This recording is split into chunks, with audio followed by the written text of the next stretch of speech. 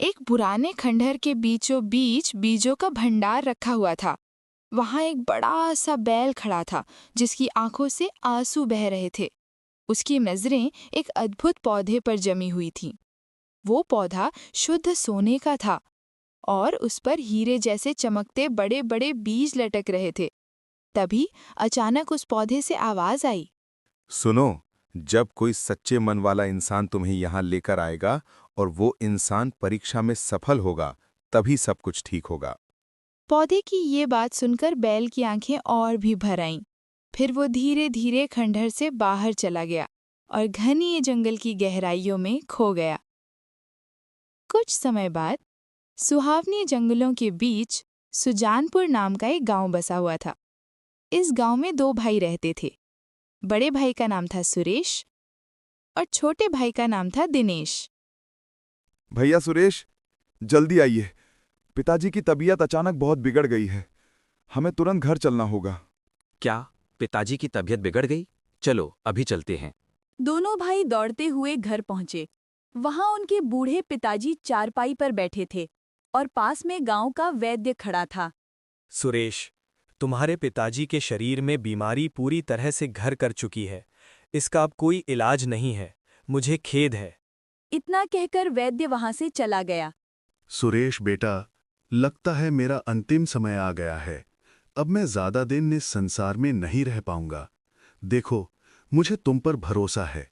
हमारी सारी संपत्ति तुम ईमानदारी से बांट लेना। आधा तुम्हारा और आधा तुम्हारे छोटे भाई दिनेश का। इतना कहते कहते बूढ़े पिताजी ने प्राण त्याग दिए। कुछ देर बाद सुरेश और दिनेश ने मिलकर उनका अंतिम संस्कार किया और भारी मन से घर लौट आए।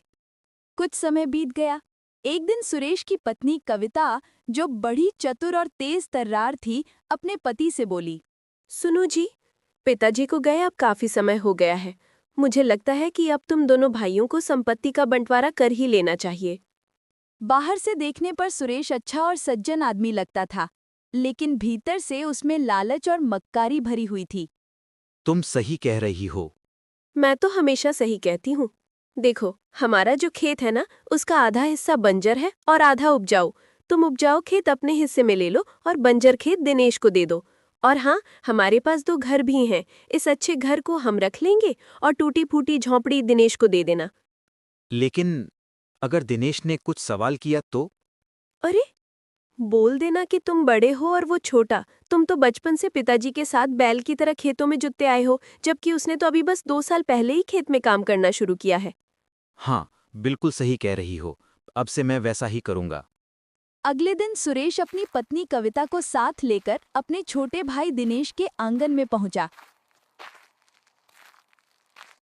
छोटे भाई, पिताजी अब हमारे बीच नहीं हैं, इसलिए अब हमें संपत्ति का बंटवारा कर लेना चाहिए। लेकिन भैया, मैं तो आपके साथ ही रहना चाहता हूँ। अरे, ये बातें सुनने में अच्छी लगती हैं, पर हमें भविष्य के बारे में भी सोचना चाहिए। ठीक है भैया, जैसी आपकी इच्छा। बताइए, कैसे बंटवारा होगा? देखो, हमारा खेत आधा उपजाऊ और आधा बंजर है। उपजाऊ हिस्सा मैं रखूंगा, क्योंकि बचपन से ही पिताजी के साथ मेहनत करता आया हूं। तुम सिर्फ 2 साल से खेत में हाथ बटा रहे हो। और जहां तक घर की बात है, ये पक्का घर मैंने अपने खर्चे से सुधारा है। इस पर मैं ही रहूंगा। तुम अपनी पत्नी के साथ उस पुराने घर में चले जाना। ये सुनकर दिनेश चौंक गया। तभी उसकी पत्नी सुनीता गुस्से में बोल पड़ी। ये तो सरासर अन्याय है। आप अच्छे हिस्से अपने पास रख रहे हैं और बेकार का हिस्सा हमारे हिस्से में डाल रहे हैं। भैया, मेरी पत्नी सही कह रही है। अगर आप मुझे बंजर खेत दे देंगे तो मैं खेती किस पर करूंगा? वो सब मुझे नहीं पता, लेकिन बंटवारा ऐसे ही होगा। और जिस घर की तुम बात कर रहे हो, वह झोपड़ी ही सही, मगर तुम्हारे हिस्से में वही आती है। भैया, आप गलत बंटवारा कर रहे हैं। मैं इसे नहीं मानता। बंटवारा तो न्याय से होना चाहिए। तो फिर पंचायत बैठा दो। लेकिन याद रखना, गांव का मुखिया मेरा दोस्त है, वो भी मेरी ही सुनेगा। बाद में कहीं तुम्हें कुछ भी ना मिले, इससे अच्छा है कि घर की चारदीवारी में ही मामला निपटा लो। ठीक है भैया, जैसा आप कहते हैं। फैसला हो गया। उसी वक्त दिनेश और सुनीता आंसुओं के साथ अपना सामान उठाकर दूसरे घर यानी टूटी झोंपड़ी में चले गए। दिनेश और उसकी पत्नी सुनीता अब टूटे फूटे घर में रहने लगे। खेत बंजर था, लेकिन दिनेश ने हिम्मत नहीं हारी। हर सुबह वो कुदाल और हल लेकर खेत में उतर जाता और पूरे दिन मेहनत करता। भले ही जमीन बंजर है, लेकिन अगर मन से मेहनत करूं तो ये भी हरा भरा हो सकता है। लेकिन महीनों की मेहनत के बाद भी खेत से कुछ नहीं निकला। घर में खाने तक की तंगी हो गई। सुनीता अक्सर आंसू बहाती और कहती, किस्मत कितनी खराब है हमारी, बंजर खेत में मेहनत करने पर भी कुछ हाथ नहीं आता। मत रो सुनीता, ईश्वर मेहनत करने वालों को कभी खाली हाथ नहीं लौटाता। एक दिन हमारी मेहनत जरूर रंग लाएगी। एक दिन दिनेश गांव के बाजार में बीज खरीदने गया। वहां उसकी मुलाकात गांव के सबसे बड़े साहूकार मधुकांत से हुई। अरे दिनेश, तुम्हारा हाल तो बहुत ही बुरा लग रहा है। चेहरे पर थकान साफ झलक रही है। हाँ साहूकार जी, हालत कुछ ठीक नहीं है। खेत बंजर है, मेहनत कर कर के भी कुछ नहीं हो रहा। बीज भी खत्म हो गए हैं। आप समझ नहीं आ रहा क्या करूं। देखो, मेरे पास अभी अच्छे बीज हैं। अगर तुम्हें चाहिए तो उधार दे सकता हूं, लेकिन ब्याज चुकाना होगा। ठीक है साहूकार जी, ब्याज सहित लौटा दूंगा। मुझे बीज दे दीजिए। साहूकार ने उसे बीज तो दे दिए, लेकिन साथ ही ताना भी मारा। लेकिन सुनो, बीज बोने के लिए हल चलाने वाला बैल कहां से लाओगे? बिना बैल के तुम्हारी खेती कैसी चलेगी? सही कह रहे हैं आप। उसी शाम दिनेश थका हारा घर लौट रहा था। रास्ते में उसने देखा कि एक पेड़ के नीचे एक बड़ा सा बैल बंधा हुआ है। बैल बहुत ही शांत और मजबूत लग रहा था। ये बैल यहाँ कैसे? लगता है बहुत दिनों से किसी ने इसकी देखभाल नहीं की। तभी पास खड़ा एक बूढ़ा आदमी बोला, बेटा, ये बैल मेरा है, लेकिन अब मैं बूढ़ी हो गया हूँ। इसे संभालना मेरे बस का नहीं। अगर तुम चाहो तो इसे अपने साथ ले जा सकते हो। बदले में मुझे थोड़ा अनाज दे देना। सचमुच?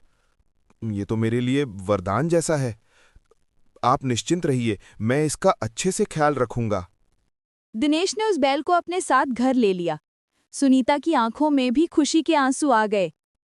देखा, भगवान ने हमारी सुन ही ली। अब हमारे खेत में हल भी चलेगा और फसल भी उगेगी।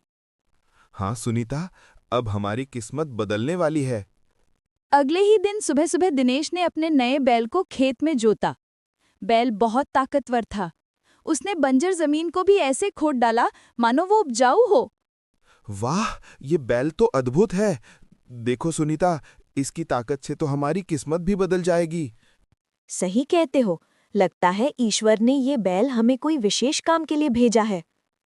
दिनेश ने साहूकार से लिए हुए बीज खेत में बो दिए। वो रोज बैल के साथ खेत में मेहनत करता। सुबह से शाम तक पसीने से तरबतर होकर काम करता। तू तो मेरा सच्चा साथी बन गया है। तेरी मेहनत के बिना मैं कुछ भी नहीं कर पाता। बैल मानो उसकी बात समझ रहा हो। वो हिलकर अपनी बड़ी बड़ी आंखों से दिनेश को देखता और फिर जोर से हल खींचने लगता। कुछ ही हफ्तों में खेत का रूप बदल गया।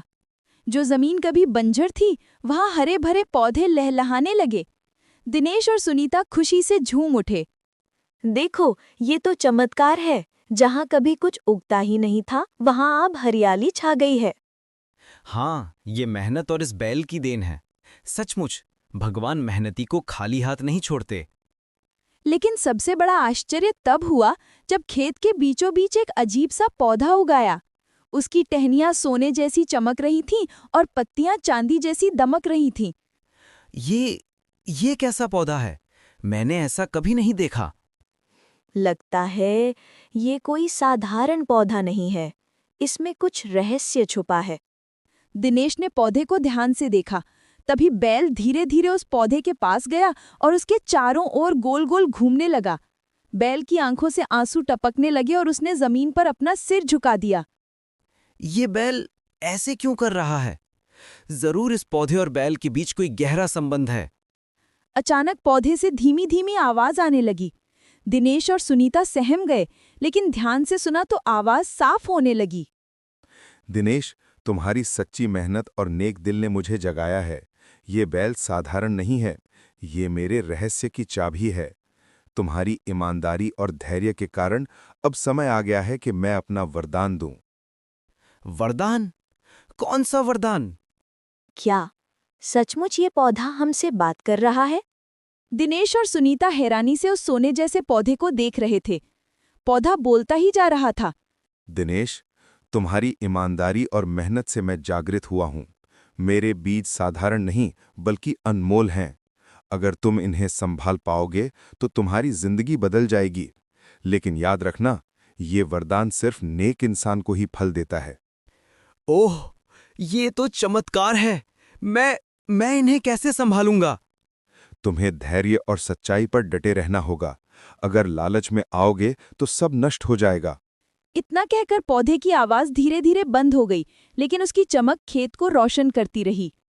दिनेश, ये तो अद्भुत वरदान है। अगर ये बीज सचमुच अनमोल हैं, तो हमारी गरीबी दूर हो जाएगी। हम दूसरों की मदद भी कर पाएंगे।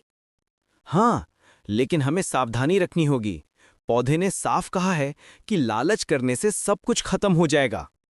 मैं समझ गई। अब से हम हर कदम सोच समझ कर उठाएंगे। इधर बड़े भाई सुरेश और उसकी पत्नी कविता दिनेश की तरक्की देखकर चौंक गए। जिस बंजर खेत में कभी कुछ नहीं उगता था, वहां अब हरियाली छा गई थी। सुनो जी, ये कैसे संभव है? बंजर खेत में इतनी अच्छी फसल? जरूर इसके पीछे कोई राज है। हाँ, ये छोटा हमेशा मुझे मात देने की कोशिश करता है। मुझे लगता है इसके पास कोई गुप्त चीज है।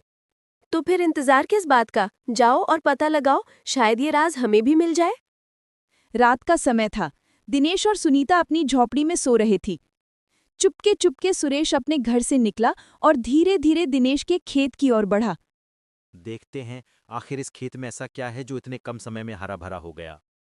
वो खेत में पहुंचा तो अचानक उसकी नजर उस चमकते हुए पौधे पर पड़ी।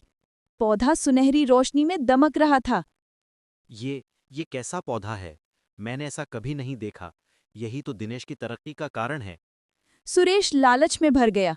वो पौधे के पास जाकर हाथ बढ़ाने ही वाला था कि अचानक बैल जोर से गरज उठा और उसकी ओर दौड़ पड़ा। ये बैल, ये मुझे क्यों रोक रहा है? सुरेश किसी तरह भागकर अपने घर लौटा, लेकिन उसके मन में अब एक ही ख्याल बार बार उठने लगा। अगर ये पौधा मेरे हाथ लग जाए तो मैं सबसे अमीर हो जाऊंगा। किसी की क्या औकात होगी मेरे सामने। सुरेश और कविता ने योजना बनाई कि रात में वो खेत में जाकर सोने जैसे चमकते पौधे को चुरा लेंगे। लेकिन पौधे ने दिनेश और बैल की मेहनत और नेक दिल को पहले ही पहचान लिया था। चलो कविता, आज रात इस पौधे को ले आएंगे, फिर हम सबसे अमीर बनेंगे। हाँ जी, बस कोई हमें रोक ना पाए। सुरेश और कविता खेत में घुसे, लेकिन जैसे ही उन्होंने पौधे को छूने की कोशिश की, एक तेज रोशनी उनके चारों ओर फैल गई। ये क्या हो रहा है? सुरेश, भागो, कुछ तो गड़बड़ है। रोशनी में उनका शरीर जलने लगा। ये पौधा केवल नेक दिल वाले इंसानों को ही वरदान देता था। लालच और बुरी नीयत से छूने वालों का यही अंजाम होता है। हमें माफ कर दो, हमें धन चाहिए था। कुछ ही समय में सुरेश और कविता जलकर राख हो गए। दिनेश ने अपनी बैल और पौधे की देखभाल करते हुए खेत में साधारण बीज बोए। अगली सुबह खेत में हरी भरी फसल लहलहा रही थी और घर में खुशियां लौट आईं।